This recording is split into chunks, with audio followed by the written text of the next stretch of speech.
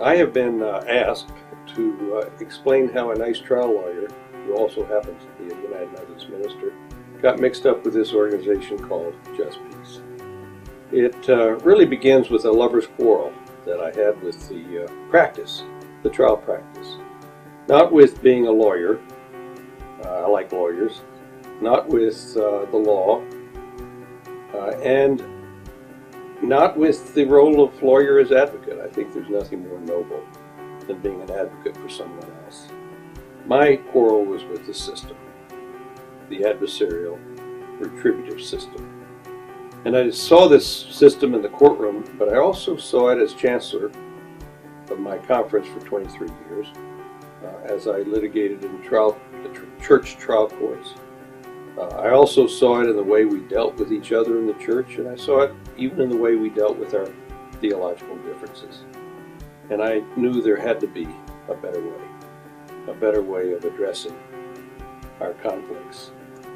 And this led to some discoveries. The first was an alternative to the adversarial system and a collaborative system in studying mediation and becoming a mediator. And this was a spiritual experience for me. Instead of being just on one side of the issue, trying to understand both parties and their concerns, and also discovering that they could solve their own problems.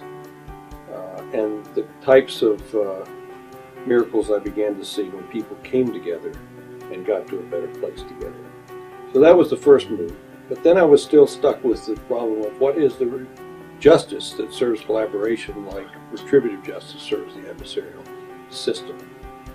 And this took me on a trip to South Africa on a sabbatical from my law firm to study the Truth and Reconciliation Commission. And this was truly a life-transforming period of time for me. First thing I discovered was this African concept of ubuntu, what Bishop Tutu calls the great gift of Africa to the world. An understanding that we are who we are because of our relationships. I participate, therefore I am. And as Bishop Tutu told us, that as we dehumanize others, we dehumanize ourselves. So the whole image of the body of Christ came alive for me in this understanding of relationships and the importance of relationships. The second thing that I discovered in South Africa was the power of the telling of stories. Just listening to victims tell their stories with all the emotions and in a place where people truly listened. And I discovered that people responded to those stories as they never responded to the rumors, to things they knew but never heard directly from the people who experienced it. Stories are transformative and can change our lives, and we need to listen to those stories. The third thing I discovered was the power of forgiveness. I've heard a lot of sermons on forgiveness, but I've never seen a lot of the practice of forgiveness.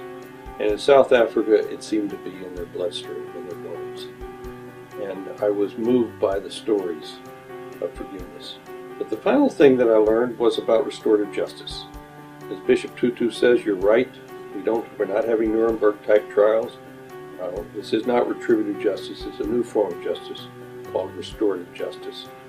And this was one of the great discoveries of my life as a lawyer, but also as a human being.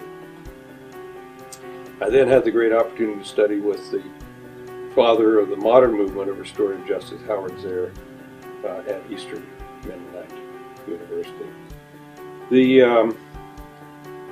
The next thing that happened to me is my young partners came to me and said, "Tom, you don't seem to want to beat up on people anymore." And I said, "Bingo, you fellows are smarter than I thought." And I began to understand that I needed to follow this way. And then something very disruptive in my life as a lawyer occurred. I was part of a planning group for the first gathering of bishops and lawyers in the United Methodist Church. A very interesting combination of personalities and positions. And we were sitting in a dark room at O'Hare Airport planning this when the bishop from Mississippi said, "You know, we don't need to hear the sermon from another bishop. I want to hear Porter preach." And I was naive enough to say yes. Because the problem is that when you preach, sometimes people want you to practice what you preach. And so the next thing I knew, I was preaching on the journey of reconciliation, and Mary Logan, who was General Counsel of the United Methodist Church, said, "Tom, why don't you practice this? Why don't you quit your law practice and let's start something in the United Methodist Church?" And out of Mary's question and Mary's imagination came the beginnings of this conflict transformation and mediation center known as JustPeace. And it's been the great joy of my life to be part of it.